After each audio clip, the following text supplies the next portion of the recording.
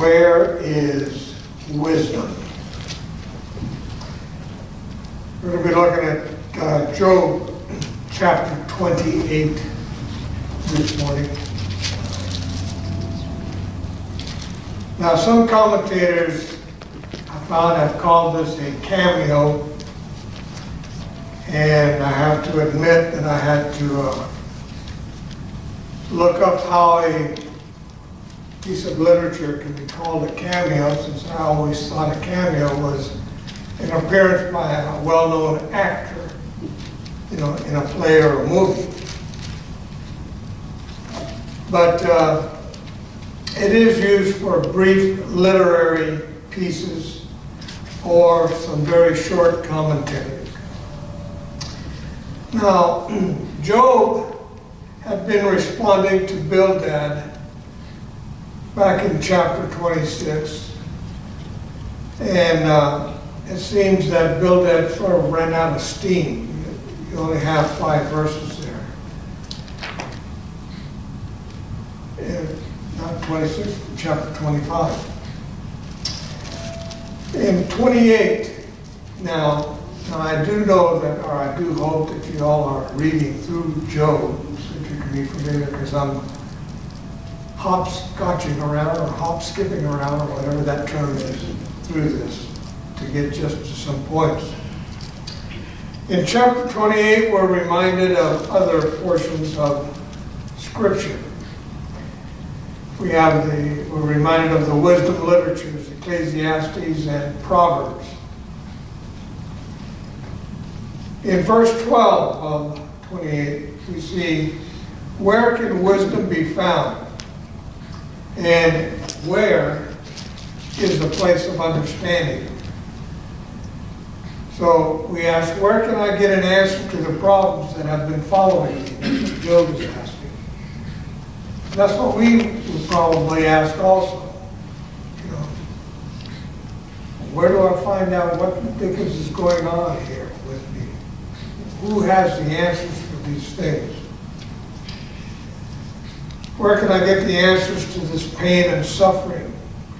A solution to everything that is occurring.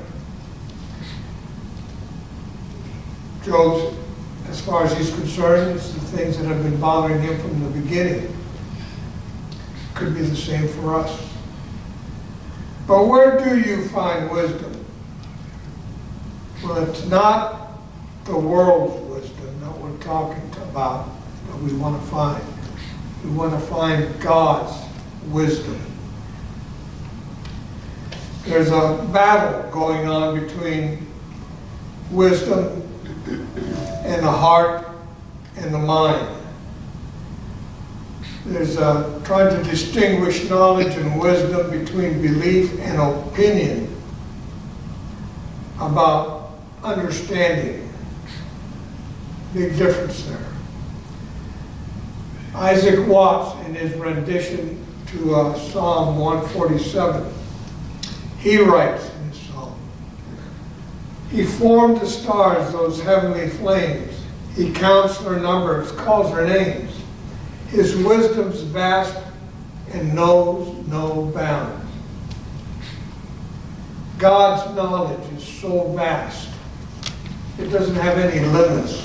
It transcends everything. So where can we actually really find wisdom? Good, true wisdom.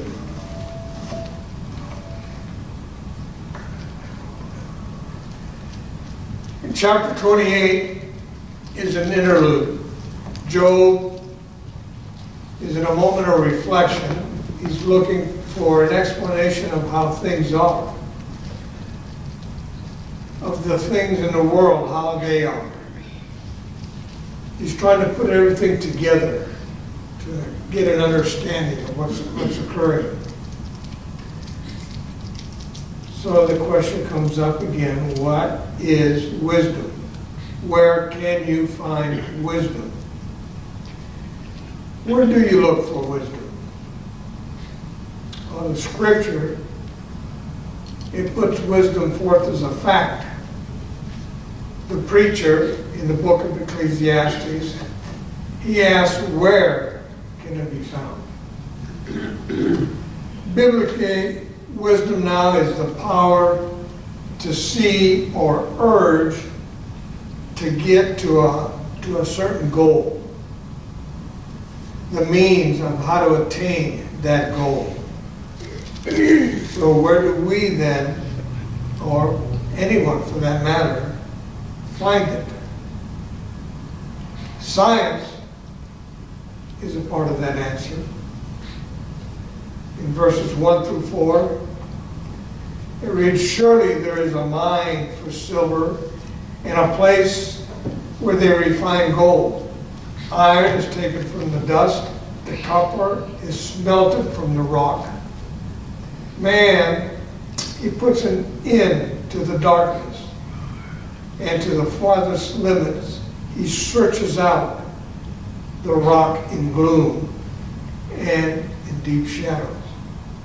He sinks a shaft far from habitation, forgotten by the foot.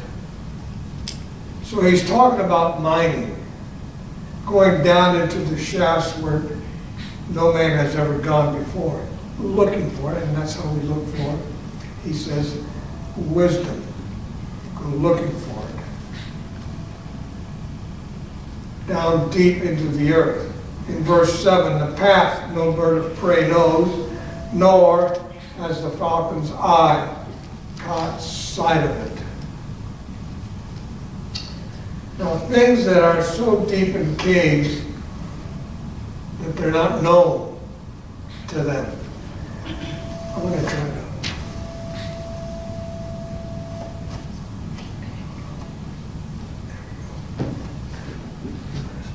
Got to do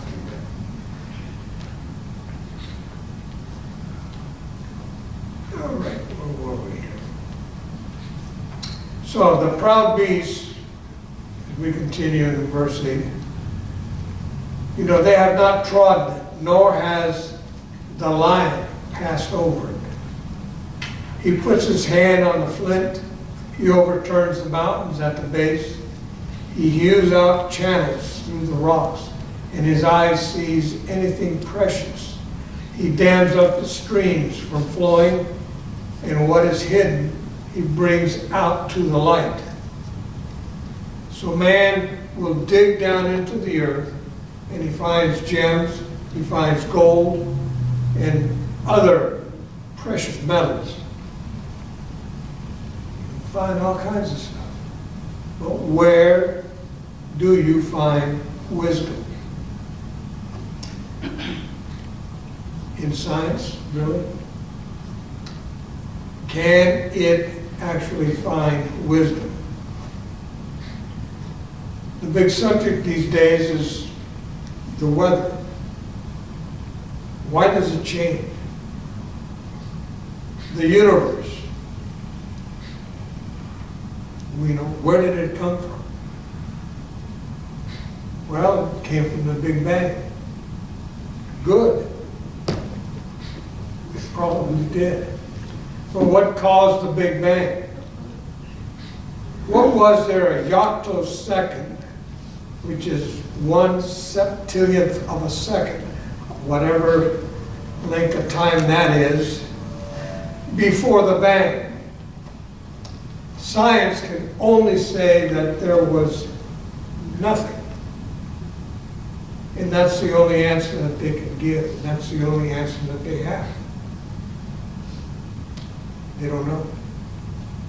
Philosophy, you know, it asks the same question, except maybe they use more sophisticated $1,000 words to explain everything. John Cage, I found this, composed a music piece called 4 minutes and 33 seconds.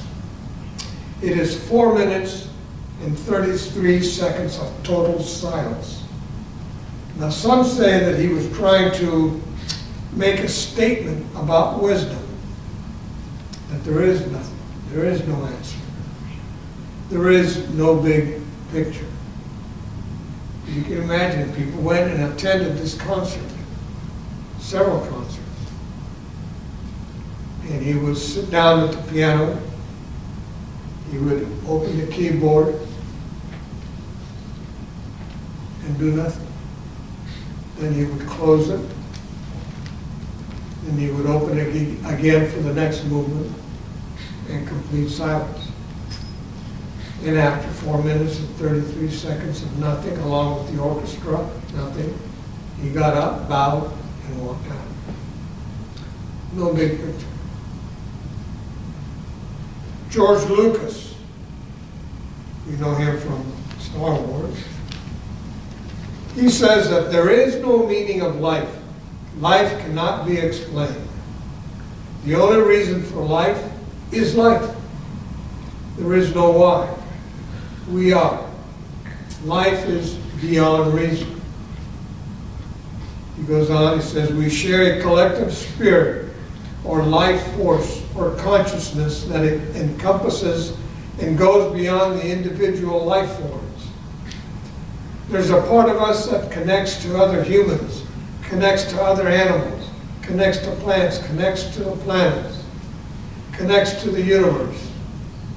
I don't think that we can understand it through any kind of verbal, written, or intellectual means.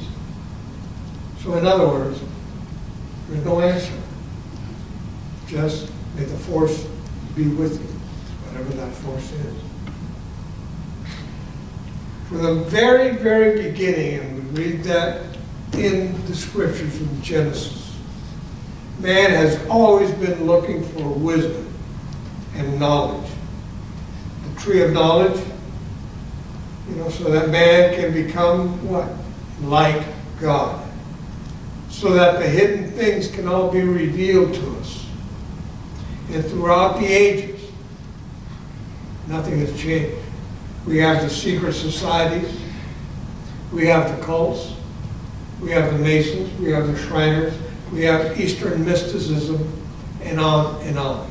All have the secrets of life, which is no answer.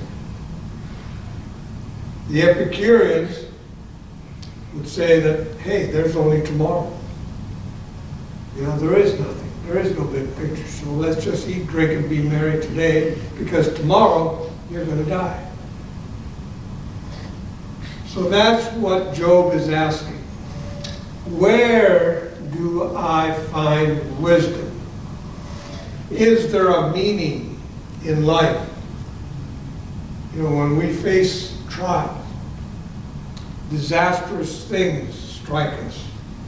Our home, maybe our entire community, is destroyed by a hurricane or a tornado. Are we just subject to blind forces? Are we subject to fate? Do we do as some do and just throw our hands up in the air and say, well, must be the will of God. Whatever happens, happens. It's the will of God. If it's good, if it's bad. There have been a lot of tragedies, at least I'll go with the last 5 decades. And I think of one in particular, and that's the Sandy Hook shooting here in Connecticut, a few years back. New York Times had an article by Samuel Friedman, and it was titled, "In a Crisis, Humanists Seem Absent." So if you take notice, they never show up with trucks of aid. They don't offer counseling and humanism to explain the tragedy or to explain that there is no God. That we're all subject to just blind forces of pure chance. At least some in a secular world will try to provide some help. The president then, President Obama, he quoted from 2 Corinthians 4 and 5. One in particular, he writes, it's verse 16 of 2 Corinthians 4. Therefore, we do not lose heart, But though our outer man is decaying, yet our inner man is being renewed day by day. Sounds nice. But Professor Greg Carey, who is professor of New Testament theology at Lancaster Theological Seminary in Pennsylvania, says that the passages from this book are not often quoted. This passage is also different from all others in that it involves not just hope, but determination and persistence through adversity. And then he threw it off saying that that the president was hinting that he would make some sort of policy, some kind of action concerning guns at the time. So he says, I wonder if that's why determination was provided. Well, if that was a fact, if that is true, what hope, what help is he giving? The humanists also have nothing to offer. There's just a couple of excerpts I found from Friedman's article. It says, since the Newtown massacre on December 14th, the tableau of grief and mourning has provided a vivid lesson in the religious variety of America. An interfaith service featuring the President Obama, held 2 days after the killing of 20 children and 6 adults there at Sandy Hook Elementary, included clergy members and representatives from the Baha'i, Catholic, Jewish, Muslim, both mainline and evangelical Protestant congregations. The funerals and the burials over the past 2 weeks have taken place in Catholic, Congregational, Mormon, United Methodist houses of worship. They have been held in Protestant megachurches and in a Jewish cemetery. A black Christian youth group traveled from Alabama to perform Amazing Grace at several of the services. So this illustration of religious belief in action of faith expressed in extremis, it's an example of, I'm losing my voice here, it's an example at once so heart-rending and so affirming that has left one prickly question. Where are the humanists? At a time when the percentage of Americans without religious affiliation is growing rapidly, why did the nons, as they call themselves, seem to be so absent? Well, the article is long, and it goes on. Well, the secular world and some of the religious world is looking for wisdom. But maybe they're looking for it in all the wrong places. The question still remains, though, does life have any meaning? And that's what Job is being forced to ask.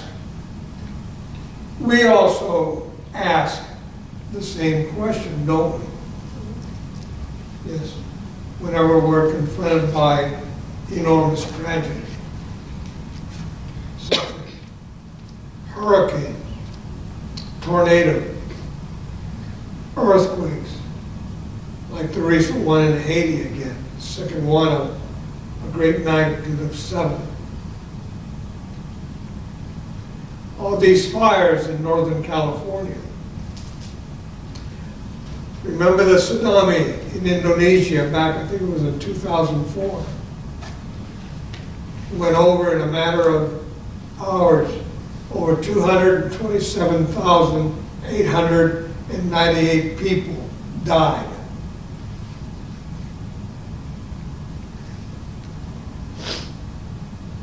What's the meaning of all this? Well, back in chapter 18, Bildad had talked about Job being carried off by the king of terrors. So death is actually the great leveler. Everybody is going to die. The rich, the famous, the poor, the not so famous. The psalmist, he writes in Psalm 90, the years of our life are 70, or maybe by reason of strength, 80. 70 years or 80. Yet their span is but toil and trouble. They are soon gone, and we fly away. That's in verse 10 of Psalm 90. Well, the preacher in Ecclesiastes, maybe he's right, that everything is what? Vanity, without any kind of a purpose. In chapter 7, in verses 17 through 21, Job again is asking, what is life? Why am I here? We're going to die. We're going to be buried. And a short while later, we're going to be forgotten. Think about that. But Job, in all of this, isn't giving up his belief system. He won't let go. In chapter 27, moving forward here again, in verse 6, he says, I hold fast my righteousness, and I will not let it go. My heart does not reproach me for any of my days. So he's holding fast to his agreement that he has not done anything wrong.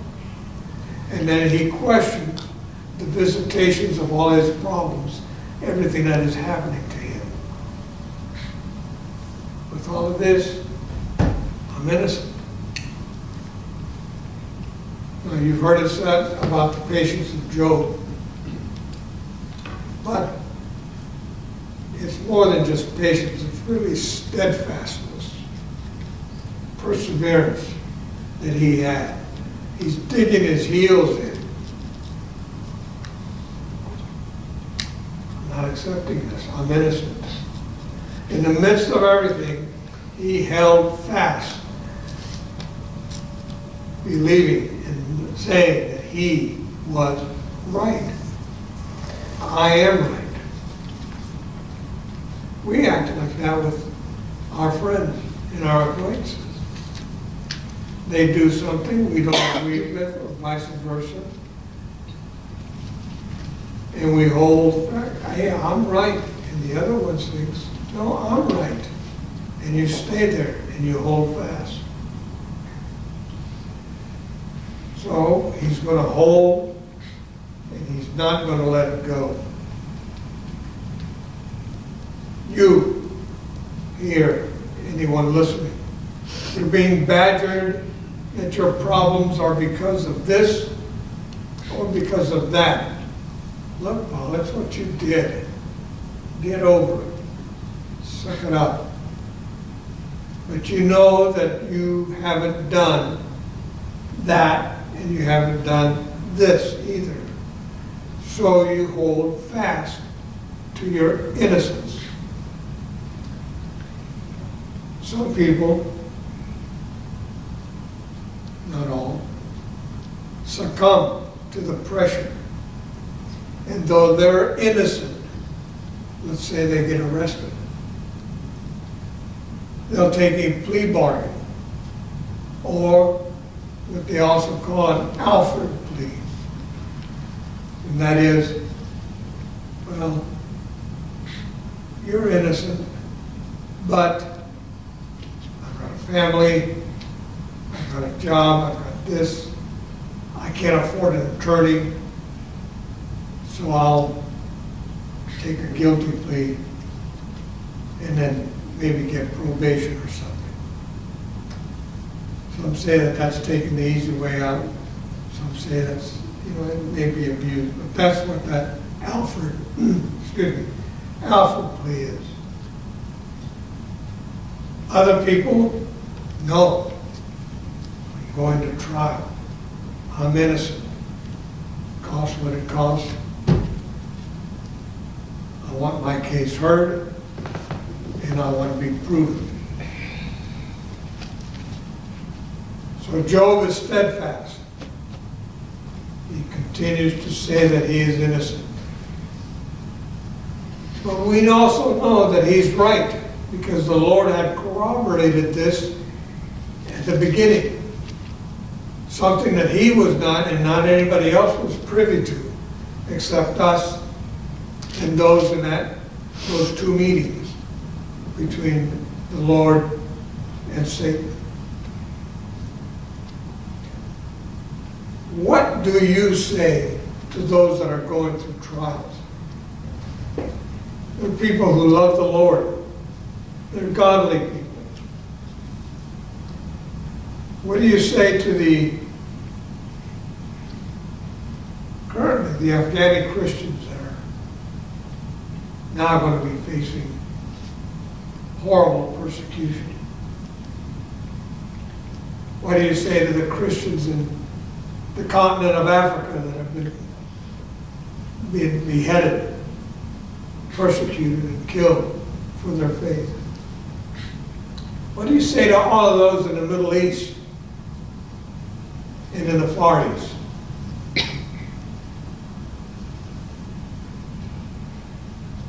What? You're doing something wrong? Show them a picture of a preacher, well-dressed. This time I won't give any names. You're doing something wrong because this guy's doing something right. He loves God. Look, they got a big church. What do you say to someone that's suffering?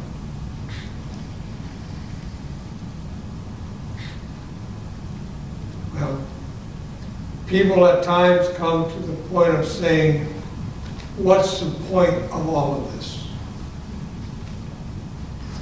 And what's the point of following Jesus? What's the point of the gospel? Look at me.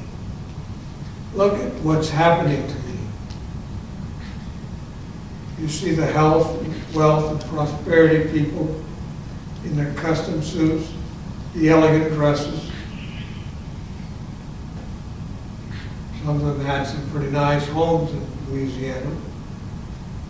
And then you see yourselves, you see others that are worse off. This morning I just remembered about Dwana Livingston from Liberia. We communicate once, twice a week or a month. And I was trying to find where he wrote me one day here about a year ago or so. And I won't try to paraphrase what he said, but I'll tell you what the meaning was. You guys in the West, you Christians in the West, really live nice. Really live nice. We don't. We suffer.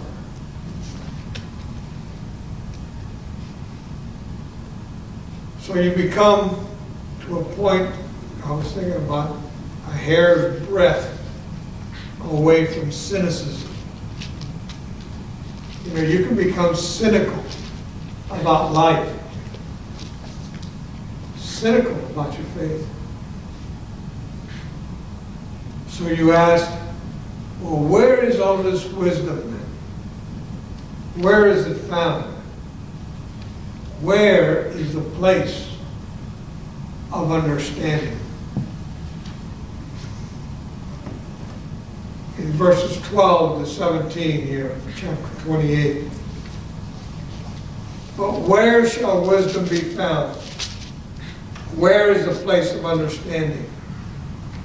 Man does not know its worth, and it is not found in the land of the living. The deep says, it is not in me, and the sea says, it is not with me. It cannot be bought for gold, and silver cannot be weighed as its price. It cannot be valued in gold or Ophir, in precious onyx or sapphire. Gold and glass cannot equal it, nor can it be exchanged for jewels of fine gold. In other words, you can't buy wisdom. You're what we call a self-made individual. You have a growing business. Maybe you've got 2 or 3. Maybe you have 4 or 5 homes worth millions of dollars. Okay, you're doing good. You're a great example of capitalism. You have climbed the ladder. Your money can buy anything that you want. That is great. But can you buy wisdom? Can you order it from Amazon? Go online, order your little virtual assistant technology apparatus. We call it Alexis. You know, it comes to you via UPS, FedEx. You open up the box, which has knowledge written on it. All right. Alexis has the answers to everything. It can get you what you want. At least that's how I understand it when I read the ads. So you ask the question, Alexis, I want some wisdom. And Alexis comes back and says, I don't understand your question.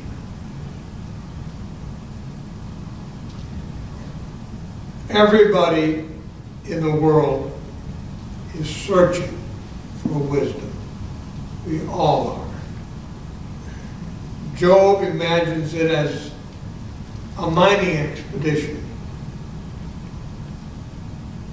But where can you really find wisdom? Where can you? Well, Job tells us. God understands the way to it, and he knows its place. In verse 23. And this is where the book of Job heads. Where do we find the answer to everything? To pain, to suffering. It is only found in God. Man will never find the answer to the reality of pain and suffering. But God, be assured of this, God can. How? By submitting, trusting in him. And that is where wisdom will be found.